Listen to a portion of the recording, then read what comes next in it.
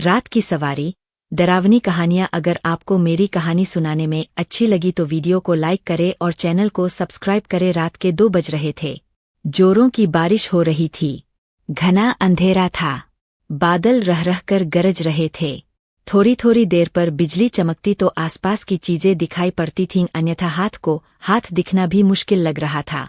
झारखंड के घाटशिला स्टेशन के बाहर रामदीन अपना ऑटो लगाए सवारी का इंतजार कर रहा था। इस मौसम में सवारी मिलने की उम्मीद कम थी, फिर भी हो सकता था कुछ देर बाद आने वाली ट्रेन से कोई सवारी आ जाए। करीब 1 घंटे बाद ट्रेन आई। थोड़ी देर बाद बिजली चमकने पर एक 18 से 19 वर्ष की मॉडर्न सी लड़की कंधे पर एक बैग लटकाए बाहर निकलती दिखी। वह सीधे उसके ऑटो के पास पहुंची और मुसाबनी चलने को कहा। रामदीन ने कहा कि रात का वक्त है, इसलिए वहां चलने पर 500 रुपये लूंगा, नहीं तो 2-4 घंटे इंतजार कर लीजिए, सुबह 100 रुपये में ले चलूंगा। लड़की बोली अभी 200 रुपये रखो, बाकी वहां पहुंच कर दूंगी, और ऑटो पर बैठ गई। रामदीन ने ऑटो बढ़ा दिया। करीब आधा घंटे बाद वह गंतव्य तक पहुंचा।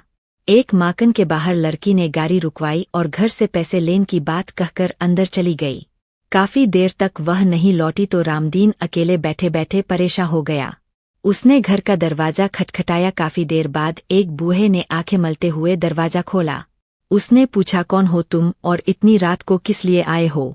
रामदीन बोला, जो मैं साहब थोड़ी देर पहले आई है, उन्होंने मेरा पूरा भाड़ा नहीं दिया है। बूढ़े ने आश्चर्य से उसकी ओर देखा। बोला, यहाँ तो कोई मैं साहब नहीं रहती, मैं अकेला रहता हूँ। रामदीन की नज़र एक फोटो पर पड़ी। उसने कहा, ही मेम साहब तो आई थीं, उन्हें स्टेशन से लेकर आया हूँ।